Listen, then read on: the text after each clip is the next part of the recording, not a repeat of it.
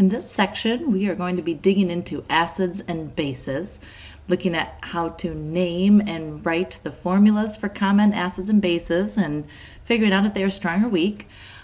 Looking at the definition of Arrhenius and Bronsted-Lowry acids and bases. Identifying the Bronsted acid and base in a reaction and being able to write equations for Bronsted-Lowry acid-base reactions. And then looking at substances that are amphiprotic and oxides that dissolve in water to give acidic solutions and basic solutions. Here are some properties of acids and bases. We can see here that we have a piece of coral, and coral is mostly calcium carbonate, and it dissolves in acid to give off a carbon dioxide gas. Here, letter B, we've got zinc, and we can see that it reacts with hydrochloric acid to produce zinc chloride and hydrogen gas. We can see those bubbles that are being formed. And then in C, we have an extract of red rose petals, and it turns deep red when we add acid, but it turns green when we add a base. So we can see what happens to the color when we add acid and when we add base.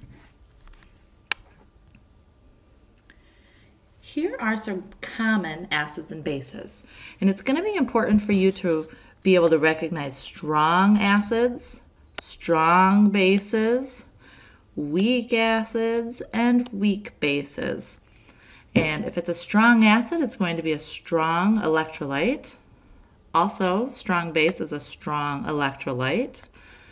Weak acids and weak bases are going to be weak electrolytes. And so again, we have our 6 strong acids. If it's not a strong acid, it's a weak acid. So we've got hydrochloric acid, hydrobromic, hydroiodic acid, nitric, perchloric, and sulfuric acid are the strong acids. And then we have our weak acids, which again is everything that's not strong. And really the only weak base you really need to remember is ammonia. Let's talk about naming these acids.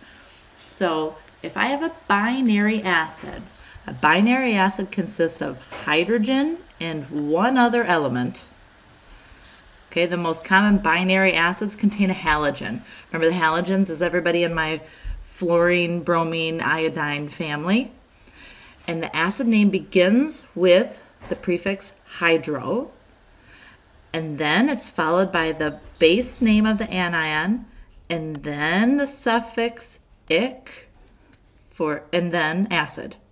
So here's kind of your cheating way of naming binary compounds. Here's an example of a binary acid. So I have H, so hydro, chlorine turns to chloric, and then we say acid. So hydrochloric acid. If it's not a binary acid, then we have an oxyacid. So it's got a polyatomic ion in there, and an oxyacid consists of hydrogen, because it's an acid, oxygen, and then a third element. And usually it's a nonmetal. So oxyanions that end with an ite ending turn to an us ending when it's formed an acid. So ite turns to us. For example, if I have the sulfite ion and I want to combine it with hydrogen to make an acid, then I have H, which is +1, and sulfite, which is -2, so I would have H2SO3. That would be my compound. To name it, I take sulfite, ite turns to us, so it becomes sulfurous acid.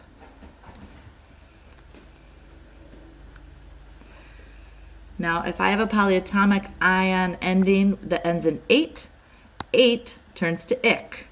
For example, phosphate, when combined to form an acid, so if I have H plus in front of it, which is +1, and phosphate's -3, so it'd be H3PO4. Now, it's not binary, so I don't start with hydro. I just take phosphate, turns to phosphoric acid. Now, you might have seen that the last example and this example, the base names of sulfur oxyacids, we have to add the into it. So sulfite, we had to add back Same with this phosphate, we had to make it phosphoric acid. We didn't just say phosphic acid. Those are the two where we have to expand its name just a little bit when we're forming acids. So sulfur, or the sulfate, sulfic, sulfuric, and the sulfates and the sulfites. So here's some examples here. Let's say I have just chlorine, which is chloride. To form a binary acid, it would be hydrochloric acid. Here we can see that to form an acid, if I added H, I've got H, Cl, and O. So that's got to be a polyatomic ion. So I would look up and it says ClO is hypochlorite. So to become an acid, it would become hypochlorous acid because ite turns to us. Chlorite, so when it forms an acid and we put that H in front of it, it becomes chlorous acid. Another example, looking here at perchlorate, when it's just an ion, again, 8 will turn to ic, so just perchloric acid. Here I just have sulfide, sulfur. So if I add H to it, I now have a binary, so we want to be careful with this. We would say hydrosulfuric acid. That's our last binary one on these examples. And now I go back to sulfite, sulfate. So ite will turn to is, 8 will turn to ic. And remember the sulf, I have to add the sulfurous acid, sulfuric acid. Nitrite, nitrate will turn to nitrous and nitric acid. So you're going to want to do some practice. Maybe look at that polyatomic ion sheet that you have and see what would happen adding a hydrogen to it. Remember that you do still have to look at the charges. So if that's a SO4 with a -2 charge and I'm making it an acid, I still have to make it a neutral compound. Going along those same lines, when we write formulas for acids, we do have to make sure that it is still a neutral compound. So you still are going to either crisscross those charges or do what you need to do to make sure, like in this case, that I have 2 positive ones. So the left side of this compound is +2, and then 1 SO4, so the right side is -2. Let's look at a couple definitions for acids and bases. The Arrhenius definition for acids and bases focuses on the formation of H+ ions and OH- ions in aqueous solutions. So it says that an acid is any substance that increases the H+ concentration in an aqueous solution. For example, if I have HCl, hydrochloric acid, and in an aqueous solution, this is going to break apart 100% into its ions. So therefore, we just increase the H+ concentration in a solution. And remember, strong acids will 100% ionize or break apart into their ions when in solution. A base is any substance that increases the hydroxide ion concentrations. For example, when it says M, that means a metal. NaOH, sodium hydroxide, when it ionizes in solution, breaks apart into its ions, Na+ plus OH minus. Therefore, we are increasing the hydroxide ion concentrations. Arrhenius also says that the reaction of an acid and a base produces a salt and water. Because the characteristic properties of an acid are lost when a base is added and vice versa, acid-base reactions were logically described as resulting from the combination of H+ and OH- to form water. So here we go, we can see that we have hydrochloric acid and sodium hydroxide. And we know that in this double replacement reaction, H and OH forms water. And then we have Na and Cl, which is our salt, quote unquote salt. And I'll talk more about that salt here in just a minute. The second idea of categorizing acids and bases is Bronsted-Lowry. And Bronsted-Lowry definition says that an acid is any substance that donates a hydrogen ion to another species in an aqueous solution. For example, if I had HCl in water. That an acid, this acid is going to donate a proton. So if this is my acid, then the water is considered my base. Bases are accepting those hydrogen plus ions. So therefore, I have H2O, just grabbed at H, so we have H3O. And then chlorine is just by itself. Now here, a base, let's say I just have H plus ion. It's going to donate to that base, and we can see here that I just have NH4 plus. Now you might notice sometimes we see H3O plus and sometimes it's just written as H plus. They are one and the same, and I even put the little note down here.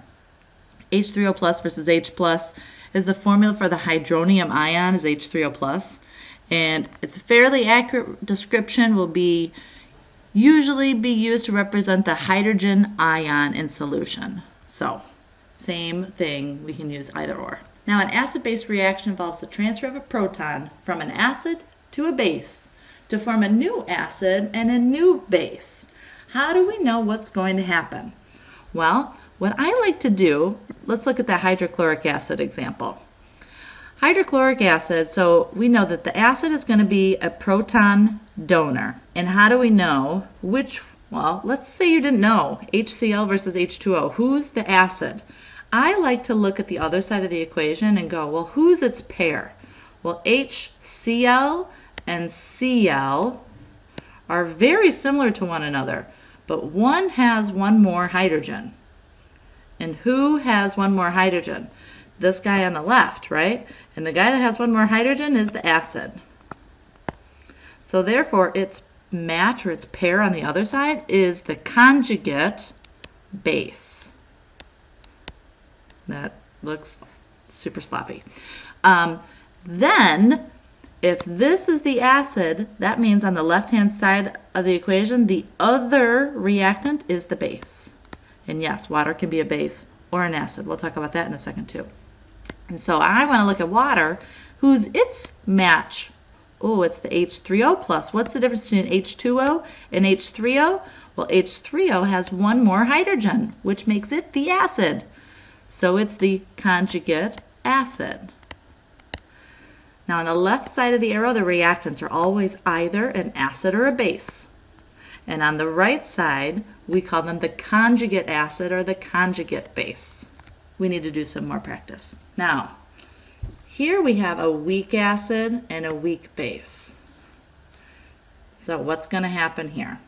Well, they don't 100% ionize. So when we look at this equilibrium, because we know we can go back and forth, but the equilibrium favors the reactants because it's a weak acid and a weak base. Compared to when I have a strong acid and it 100% ionizes, the equilibrium strongly favors the products. All right, so let's look at this. I'm going to find my matches. I've got an acid. If I were to look up CH3CO2, I would see that that was an acetate ion. So I'm going to look over here on the right side, and look, I have CH3CO2 minus, which means it has one less hydrogen. So if I compared these two, they are very similar compounds, but the left has an extra H, which means that this is my acid, and this would be my conjugate base. And again, I have H2O and I have H3O. This has more hydrogen, so it's the acid. But because it's on the right-hand side, we call it the conjugate acid. So therefore, its match must be the base. Okay, let's look at this guy. I have NH3, who is its match on the right side, NH4. The only difference is the right side has one more hydrogen, right? So this guy must be the acid, and because it's on the right, we call it the conjugate acid. So the left side, its match that has one less hydrogen is the base. And then let's look at the last two pairs. I have H2O and OH.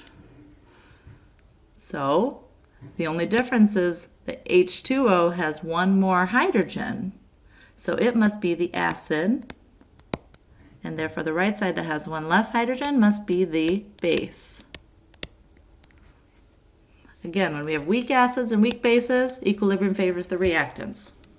Next, there's this concept called polyprotic acids.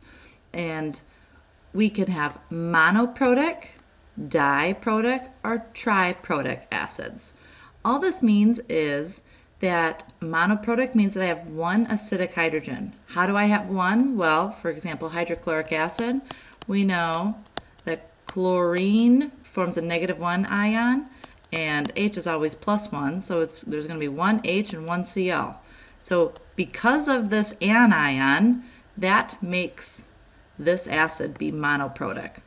Or nitric acid, HNO3, we know NO3 is a -1 polyatomic ion. So because of those charges being +1 and -1, we have a monoprotic acid. Diprotic acid just means that we have two acidic hydrogens, like H2SO4, sulfuric acid. We know that if I have H and SO4, if I look at my polyatomic ion sheet, sulfate is a -2 charge. So therefore I have to have two hydrogens to have a neutral compound. Therefore it makes it a diprotic acid. A triprotic acid just means that we have three acidic hydrogens. Phosphoric acid comes from phosphate, which is a -3 charge. So I have to have three H's, therefore making it a triprotic acid. So this next example, if I look at sulfuric acid, we know sulfuric acid is a diprotic acid because it's H2SO4, and that 2 is because of sulfate. And sulfuric acid is one on our list of 6 of strong acids. All right, so a strong acid means that it 100% ionizes. That means that it is product favored. So the first step strongly favors the products. Now let's look and follow the rules for the Bronsted-Lowry acid, where we have, this is an acid, then water is acting as a base. Right? And acid is a proton donor. And again, I would find my H2SO4, and if I'm losing one H, that means H2O is going to become H3O, and I just added a proton, so it becomes H3O plus. So this is my conjugate acid, also called a hydronium ion. And therefore, my other product, I lost one H, so I have HSO4, not H2SO4, just HSO4. And since I only lost one H, it went from a -2 just to a -1. This would be my conjugate base. Again, I can look at these two partners. The only difference between H2SO4 and HSO4 is the loss of one H. So the one with more H's is the acid, which we know, sulfuric acid. Now, step number 2, we could go through this process starting with HSO4 down here, and we call this hydrogen sulfate ion, but it's still an acid, but it's a weak acid. Therefore, we know weak acids are reactant favored, right? Reactant favored for step number 2. So this is my acid. It's going to still donate a proton to that H2O, so I am going to have H3O. So this is my base. This is still my conjugate acid, because these two are buddies. The only difference is this has one more H, so it's the acid, and it's on the right side, so it's the conjugate acid. And if I lose an H, I'm left with SO4, -2 charge, right? I went from -1, I lost a hydrogen, so now I'm -2. So this would be my conjugate base. So according to the Bronsted-Lowry theory, anions can add a proton and are thus classified as bases. In particular, anions of weak acids typically behave as weak bases, and basic solutions result from dissolving a salt containing the anion of a weak acid in water. For example, an aqueous solution of sodium acetate is basic because of the following. So if I have an acetate ion right? It does not have the H attached to it to make it acetic acid. An acetate ion in water, in this case, if I look at the right side of the equation, H2O, its closest match is OH. What's the difference? One hydrogen. Who has the one extra hydrogen? Water. Water is acting as an acid. We know acids are proton donors. So this acid is going to give an H to that acetate. That makes the water an acid since it is a proton donor. And therefore our other reactant is the base since it is accepting a hydrogen. And then when I compare my acetate to its buddy on the other side of my equilibrium, notice I have one extra H, therefore this is the conjugate acid, because the only difference between this guy and this guy is that extra H that it accepted from the water. And again, if I have H2O and OH, we said that this was my acid, so this must be the conjugate base. Now what you'll notice, looking through all of these examples, is that water is amphiprotic. That word, that means it can function either as an acid or a base, depending on the reaction. So in examples that we've just done, water functions as a base in reactions with acids. It's going to accept a proton. And it acts as an acid in reactions with ammonia, or in this case, a polyatomic ion where it's in base form, so it doesn't have the H attached to it. Therefore, water wants to donate to those polyatomic anions to help it form that acid. So water can act as an acid or a base. And this is just kind of a little summary. Acids we know are the proton donors, and the bases are species where OH ions are increasing, and bases are also proton acceptors. We also know that with an acid-base reaction, that one of our products, the driving force actually of this reaction, is the formation of water. We also know with double replacement reactions that the driving force could be a precipitate or it could be a gas. But in the case of acid-base neutralization, it's the formation of water. Now when we say that when we're having a neutralization reaction, I'm going to go back here, you've heard me say that we are forming a salt and water. We have an acid, we have a base, we're forming a salt and water. Now we tend to think the salt is sodium chloride, salt like table salt, but that is not the case. The word salt has come into the language of chemistry to describe any ionic compound whose cation comes from a base. So for example, the sodium Na plus came from the sodium hydroxide, that's our base, and whose anion comes from an acid. So here we have HCl, hydrochloric acid, so the anion, the chloride.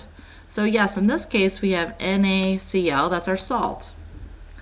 And we can see that when I have HCl, and we dissociate that, we have H plus. Remember, H plus and H3O plus are used to represent the same thing. So we have that H plus, and we know the Cl minus. Again, these are aqueous solutions. We're showing the ions. This is our full ionic equation.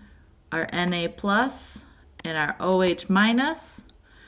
And again, we form our salt, which is the NaCl, and we know that that's aqueous solution, so we split apart the Na plus and the Cl minus, and then we have our H2O. Then our net ionic equation, to take it one step further, would be our H plus, or H3O plus, plus our OH, to give us our H2O, because we know our spectator ions are going to be the Na plus and the Cl minus. Here's an example looking at the molecular equation of hydrobromic acid and potassium hydroxide forming our salt would be KBr, potassium bromide, and water. So that's our molecular equation. Our total ionic equation, again, we would have our H plus Br minus, K plus, OH minus. KBr would be K plus and Br minus, and then water. Let's cross off our spectator ions, the bromine, the potassium, and again we are left with H plus OH minus to give me H2O.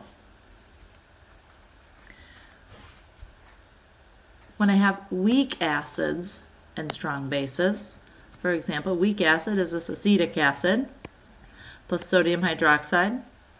We can see that one of my products, again, I have sodium acetate and water, OH is H2O. But the difference here, when I write my total ionic equation, since I don't have a strong acid, this does not 100% dissociate. We're used to saying, okay, I would have H plus and then this acetate would be C2H3O2, but I'm going to change color here. We don't do this, we leave that acetic acid in molecular form. I don't split that apart. Now I do split apart the Na and the OH. I do split apart my salt, my Na and my acetate, and I leave water as is. And then I go, okay, well, what can I cross off on both sides? The Na and the Na, but I'm still leaving that acetic acid. I do bring down my OH. I do bring down that acetate and the water. Here are some join-in questions for you to try.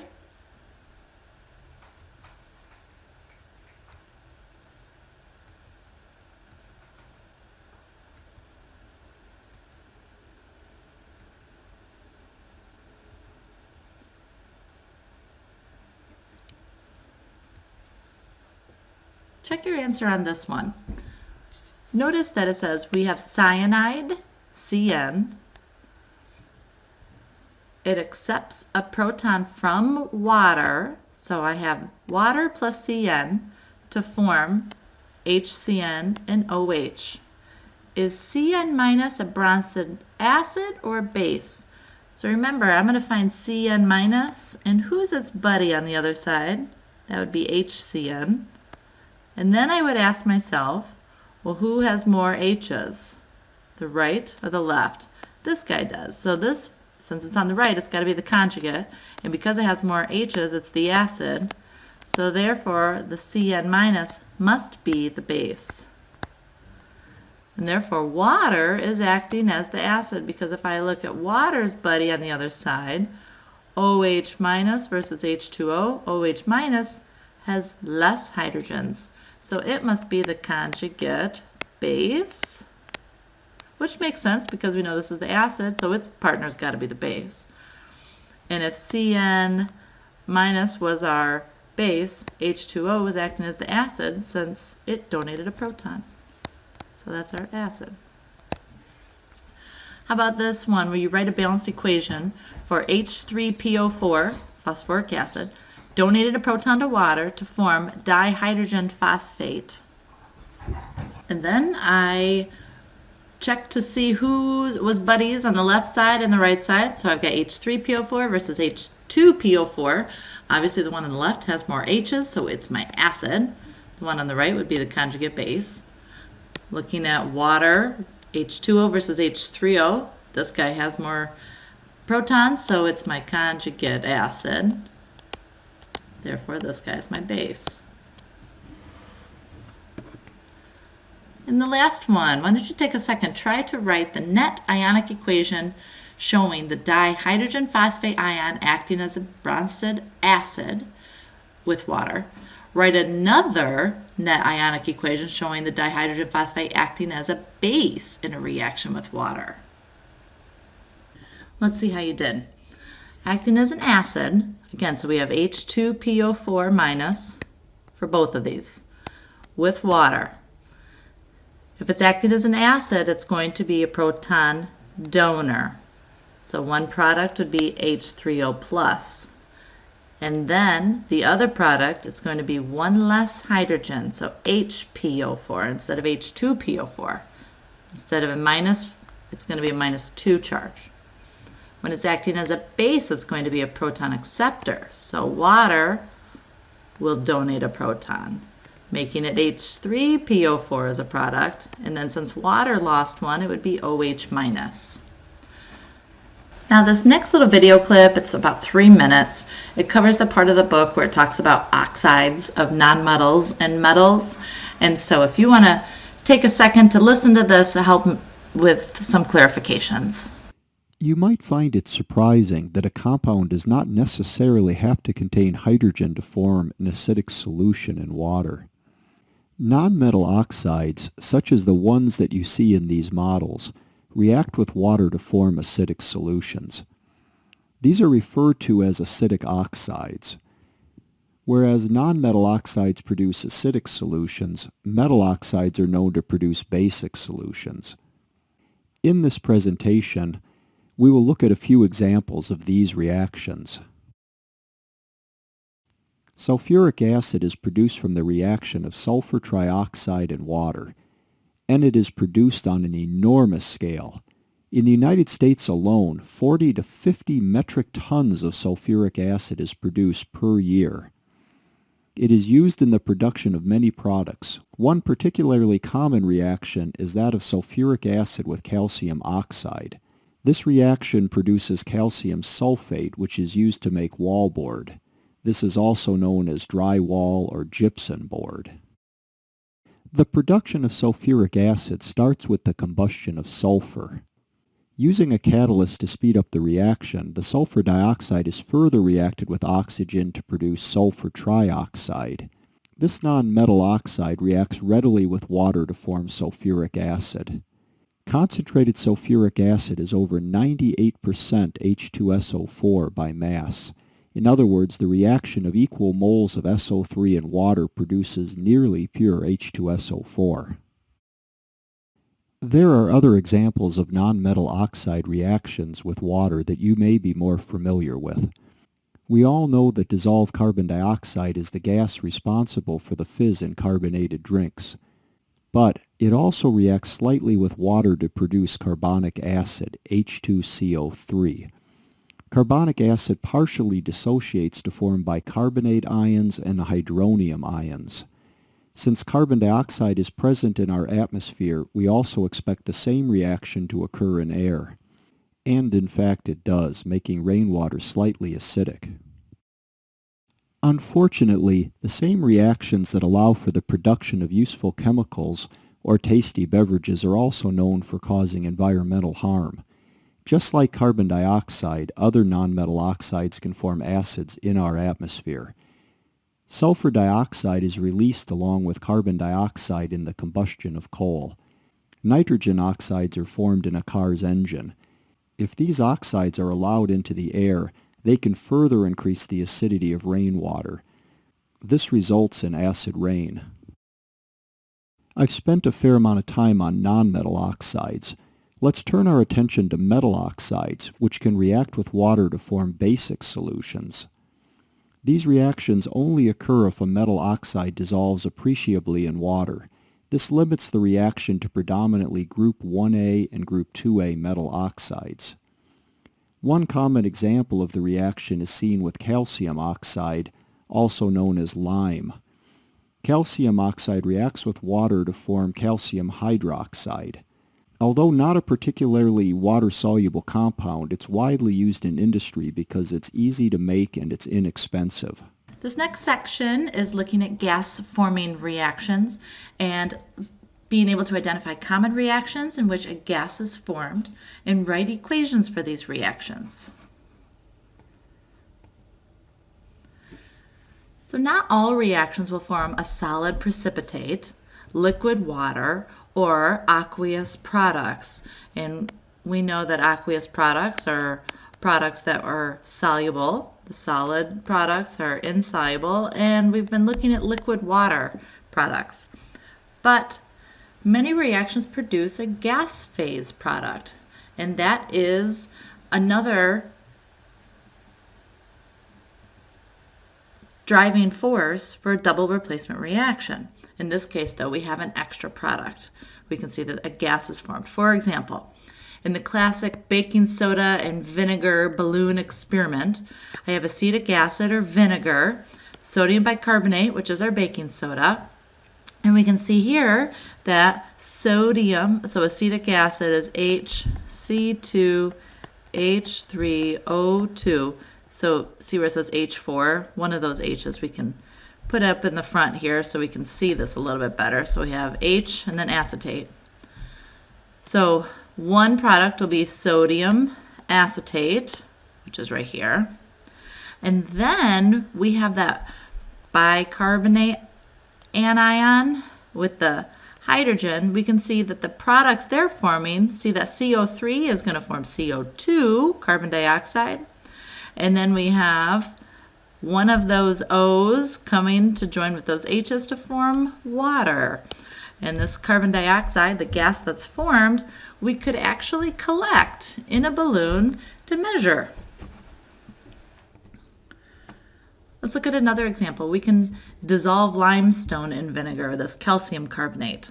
So we can see the bubbles of carbon dioxide that's rising from the surface of the limestone. And this reaction shows why vinegar can be used as a household cleaning agent because it's able to clean that calcium carbonate deposited from hard water.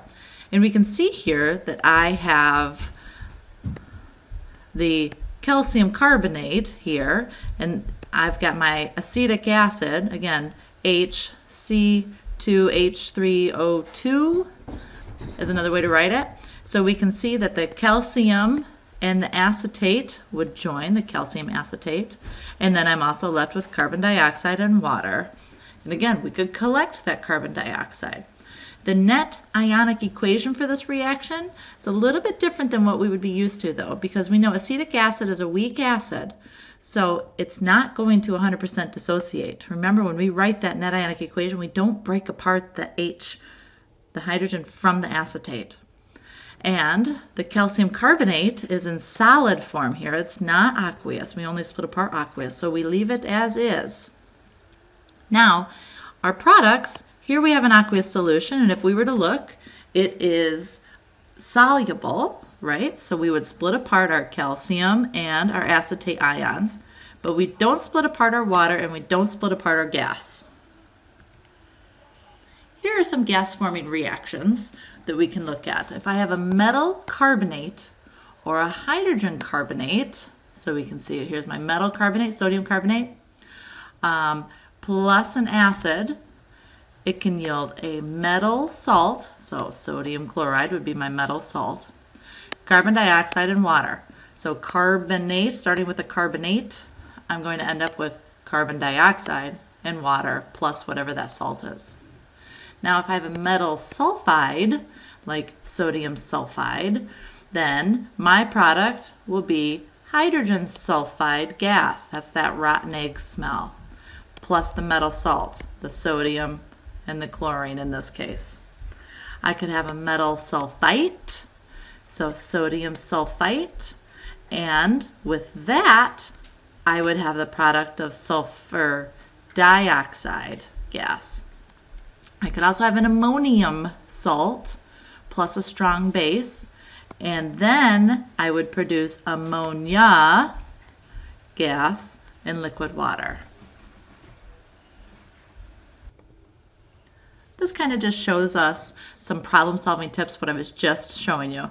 How can you recognize that a particular reaction will lead to a gas formation? Well, if I'm starting with that carbonate, it's going to decompose into carbon dioxide. If I'm starting with that sulfate or sulfite, it's going to decompose into sulfur dioxide. H2S, it's already a gaseous product. And if ammonium and hydroxide ions are produced, they will form ammonia and water.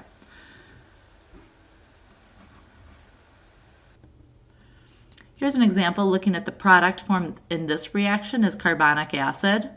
So we can see carbonic acid, this compound is unstable, so it decomposes into carbon dioxide and water. Now, carbon dioxide bubbles then escape the solution because carbon dioxide is not very soluble in water. So the overall equation, we can just add these two together.